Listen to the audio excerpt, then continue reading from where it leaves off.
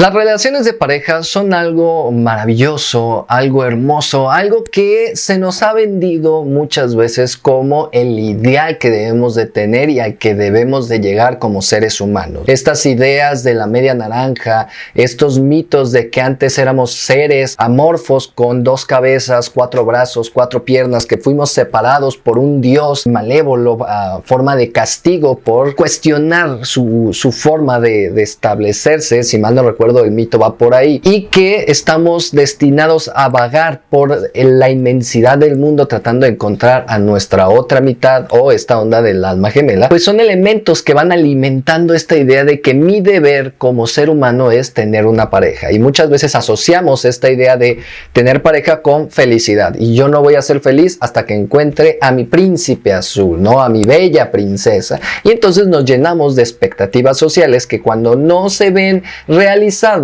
por diversas situaciones, terminamos hasta haciendo algunas teorías nefastas que dan una explicación irreal a por qué no tengo pareja. En términos idílicos, estaría súper cool que aprendiéramos a estar con nosotros mismos, a disfrutar nuestra soltería, a entender que la soledad y la soltería no es algo netamente negativo, al contrario, es algo pues que nos ayuda a reflexionar sobre qué nos gusta, qué no nos gusta, qué queremos para nosotros y sobre todo qué no queremos para nosotros. Pero, siendo sincero, eso es una cuestión que en el discurso suena fácil, suena sencillo, pero en la práctica no lo es, porque pues estamos llenos de estímulos a nuestro alrededor que van reforzando la idea de que necesitamos tener pareja, desde la música, desde el cine, desde la televisión, las series, internet, etc.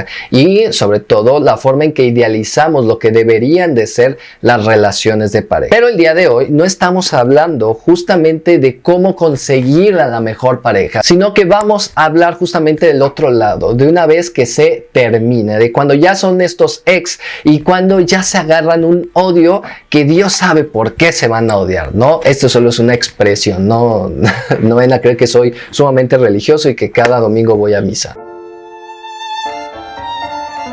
Hola, para quien no me conoce, yo soy el Profeta Damantes, y para quien ya lo haga, hola de nuevo, yo soy psicólogo de profesión y actualmente me dedico a la docencia, y es por eso que estoy aquí con ustedes compartiendo un poco de mi experiencia profesional a ustedes que son psicólogos, estudiantes de psicología o gente ajena a la psicología que busca aprender de una manera fácil, sencilla y digerible. El otro día estuve navegando por Facebook y me topé con una pequeña publicación que me dio risa, ¿no? Que justamente cuando una relación termina y de pronto se empiezan a atacar unos con otros. Les soy sincero, no tengo contexto de la imagen, yo la vi, me pareció graciosa y muy acertada de pronto a situaciones en específico, no es algo generalizable, no es una referencia teórica para poder avalar creencias misóginas o creencias extremistas para odiar a las otras personas. Es esta imagen que va a estar apareciendo aquí de Miley Cyrus, que yo la tengo aquí en el celular, que dice: no estoy hablando mal de ti, conté lo que me hiciste y al parecer eso te está haciendo quedar mal. Al día de hoy, que es 14 de marzo del 2023, teniendo un día de haberla subido, porque la subí ayer, tiene 14,617 reacciones y tiene alrededor de 265 comentarios. Aquí ya no me aparece cuestiones estadísticas de cuánta gente, sí me aparece cuánta gente la ha compartido, 3,976 veces. Es una imagen que se viralizó. No es mía, no es de mi pertenencia, la imagen tiene el crédito de a quién le pertenece, pero justamente se suscitó un diálogo, una discusión entre los comentarios en donde hablaban sobre la culpabilidad que tenía en este caso, pongamos una víctima, cuando está en una situación de violencia. ¿Por qué me quedo a pesar de que me está golpeando, a pesar de que me está violentando, a pesar de que hay múltiples abusos? ¿Acaso soy una persona tonta, mensa, deja? ¿Acaso me falta una neurona para no comprender que me están violentando y por eso no me voy? Pues bueno, la respuesta sencilla es no, pero esto es un tanto complejo. No es que seas una persona tonta, no es que estés pendejo o pendeja porque porque no te vas de una situación de violencia. Hay miles de elementos que conforman una relación y que muchas veces desde afuera es complicado entenderlas porque estamos viendo como la parte superficial y no tanto en la cuestión de los significados, de cómo vas construyendo tu realidad a partir de dinámicas donde existe cierto grado de manipulación, cierto grado de violencia, ¿va? Y que esto puede llegar a ser inclusive recíproco, ¿no? Estas relaciones que hoy en día conocemos como las relaciones tóxicas, pues tienen esta característica de que no solo parte de una persona, pero concretamente en una situación de violencia, ya sea psicológica, económica, física, hay algo que se llama el círculo o el ciclo de la violencia, que dependiendo el autor que aborden, pues puede tener diferentes estadios, pero en el que les voy a hablar ahorita, que espero que aparezca aquí, son 3: tensión, violencia y luna de miel. Y esto es algo que se va a empezar a repetir dentro de todos estos elementos. La parte de la tensión es la más complicada de poder identificar. Justamente es la fase en donde se empiezan a manifestar ciertas actitudes, ciertas posturas, ciertas conductas que van acrecentando como esta situación, esta dinámica conflictiva entre una y otra persona. Es esta cuestión en donde de pronto hay discusiones, en donde existen castigos, por ejemplo, esta onda de la ley del hielo, que amigo o amiga, si te aplica la ley del hielo para castigarte, ahí no es. Esta cuestión donde te empiezan a prohibir cosas, donde te empiezan a tratar súper mal, a humillarte, a gritarte, etc. En estas circunstancias, en una situación de violencia, la persona a través pues de este sistema de reforzamiento va adjudicando que la culpa de que esta persona sea o actúe de esta forma es por sí mismo, ¿no? Es que yo lo provoqué, yo la provoqué, yo tuve la culpa, es que si yo ya sé que no le gusta que me vista así, ¿para qué lo hice? Y entonces esto se va acumulando y, como bien dicen, llega a donde una gotita derramó el vaso. Y pasamos a la cuestión de la violencia, o conocido como el estallido de la violencia. Este estadio es, digamos, el resultado de la acumulación de la tensión, y es cuando ya hay una agresión violenta directamente. Esta cuestión de a lo mejor haber atacado físicamente,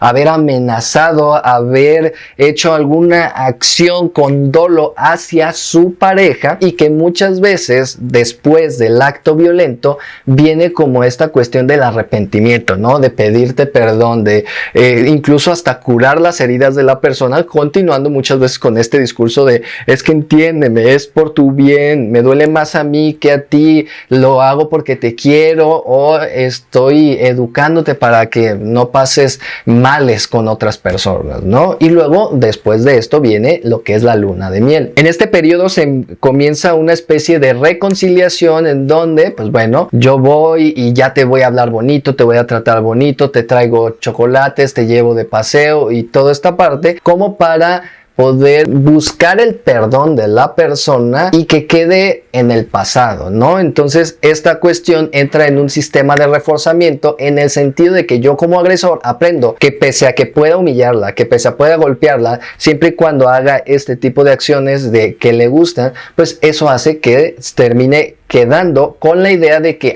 es que sí está cambiando, está haciendo un esfuerzo, ¿no? Y esta idea del amor, de luchar por lo que sientes, pues no nos vamos a rendir a la primera. Y ahora, entendiendo este círculo de la violencia así de manera sencilla, pues hay que entender también que el modus operandi que muchos de estos sujetos llevan a cabo cuando están en relaciones de violencia y que no permiten que una persona salga de ahí, es por cómo van diezmando el autoestima, la autopercepción, el autoconcepto de su pareja con frases que pueden empezar de una manera muy gradual. Esto hay que entender muy bien. Los agresores o las agresoras nunca se presentan como: hola, yo soy el agresor hijo de su madre que te va a cagar la vida.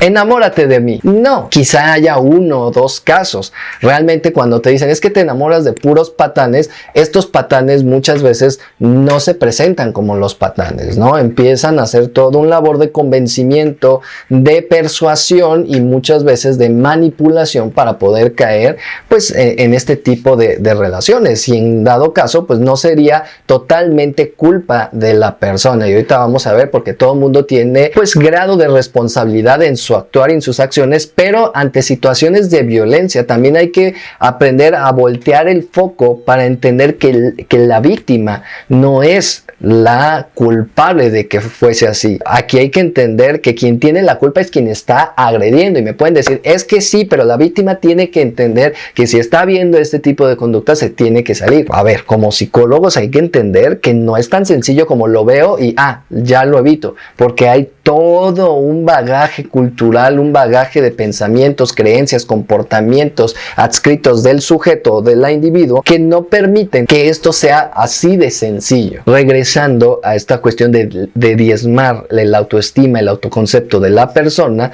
suele empezar con a lo mejor cierto tipo de acciones, ¿no? De que, es que me sentí un poco celoso porque hiciste eso. Es que ¿a poco te vas a ir vestida así? ¿A poco vas a ir con tus amiguitas?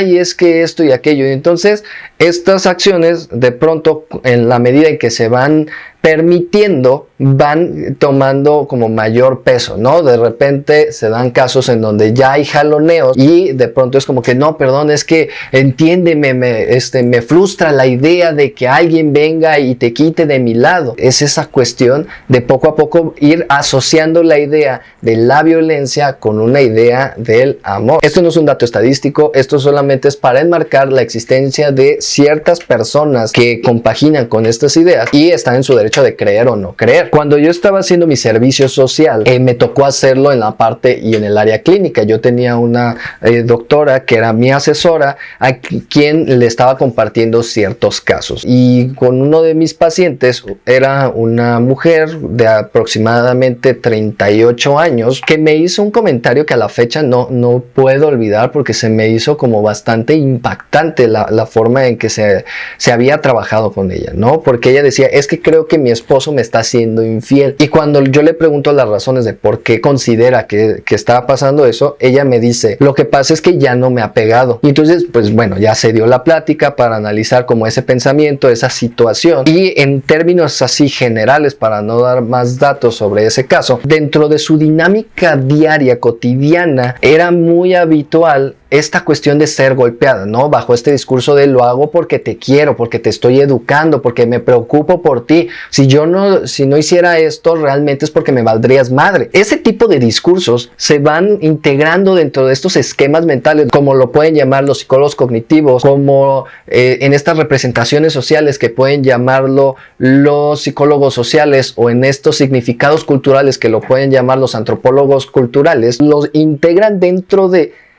Y es parte de su vida, es la forma en que perciben la realidad, y es la forma en que la justifican, y es la forma en que la nombran. No es solo porque deja, es porque se ha llevado un trabajo de manipulación al grado de no cuestionar eso y de culparme a mí por lo que está haciendo la otra persona. Me está golpeando porque yo lo provoqué, porque yo me vestí así, porque yo sé que no le gusta. Y entonces es una cuestión de que todos estos actos de violencia ni siquiera son percibidos como violencia, sino como parte de su personalidad, como parte de la dinámica familiar. Y a esto, si le sumamos quizá elementos de aprendizaje social, como nos hablaba Bandura, ¿no? Y no tanto en un comportamiento, sino en la forma de percibir. Si dentro de mi familia hay resquicios o hay evidencia de maltrato, de violencia, de mamá, papá, que a lo mejor quedan muy por encima, que no me doy cuenta que es esta cuestión de violencia en el sentido de que mi papá se enoje, por ejemplo, no es un ejemplo real de mi vida, ¿no? Pero imaginemos, ¿no? Que mi papá se enoje con mi mamá y la condicione de,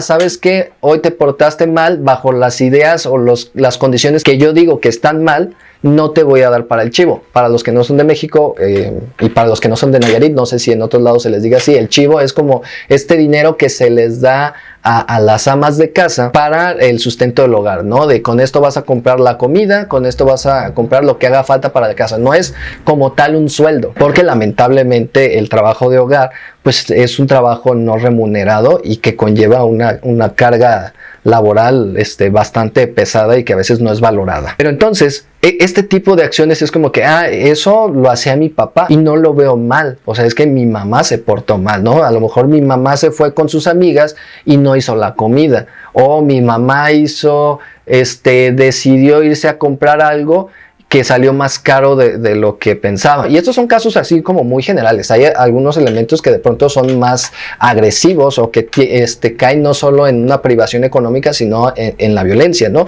Entonces, a lo largo de mi vida, yo naturalizo este tipo de comportamientos en mis padres, lo que me hace pensar que así son las relaciones o así deberían de ser las relaciones. Por lo que cuando yo me veo involucrado o involucrada en estas circunstancias, no lo percibo totalmente como violencia. Es que ustedes no lo conocen, es que ustedes no la conocen, es bien lindo cuando estamos a solas.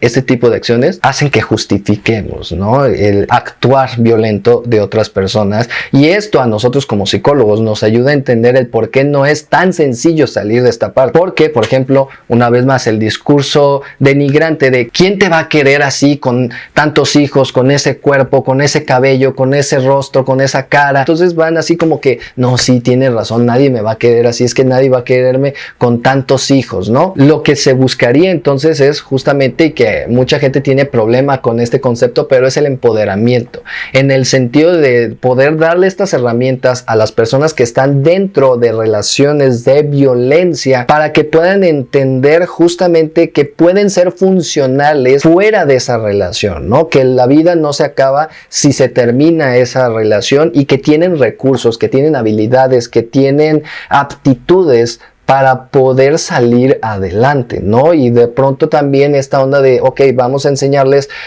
a que puedan ganar su propio dinero, a que puedan gestionar sus propias decisiones, a que puedan gestionar sus emociones, y que una vez que se empieza a concretar esto, realmente por sí mismo las mismas personas se van dando cuenta ya de este tipo de situaciones que están viviendo y aprenden a soltar, pero se sueltan dentro de un ambiente ya controlado por ellas mismas o por ellos mismos, donde son capaces de poder subsistir y no tener esta cuestión de la seguridad que me ofrecía económica. Esta persona compensaba el hecho de que me golpeaba o el que me tratara mal o el que me condicionara según su estado de humor, sino que ahora no tengo la necesidad de, es que tengo que regresar porque no sé trabajar, o es que porque no encuentro otro marido, sino entender que no necesitas otro marido y a poder establecer límites en el caso de lo que es. Hay de repente estas bromas entre colegas que pues esta cuestión de ir a terapia de pareja es para divorciar. No. O sea, es el efecto porque muchas relaciones están solventadas no en la confianza, no en la honestidad, sino en la violencia, en el miedo, en la discriminación, en un montón de situaciones caóticas que vamos normalizando. Y de repente vemos comentarios que dicen, es que antes los matrimonios duraban más.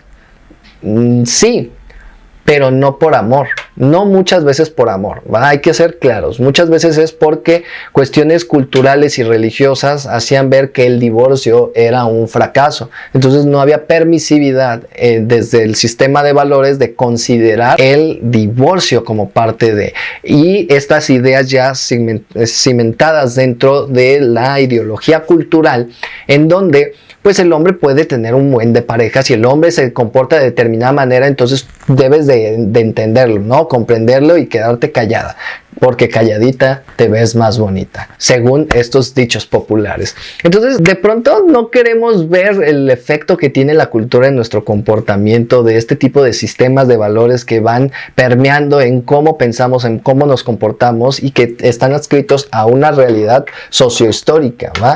En el sentido de que ahorita actuamos de determinada manera, pero en 20 años van a ser comportamientos distintos, y quizá los de esta generación ya no estemos de acuerdo con los de esa generación, pero esa generación nos va a decir a nosotros la generación de concreto.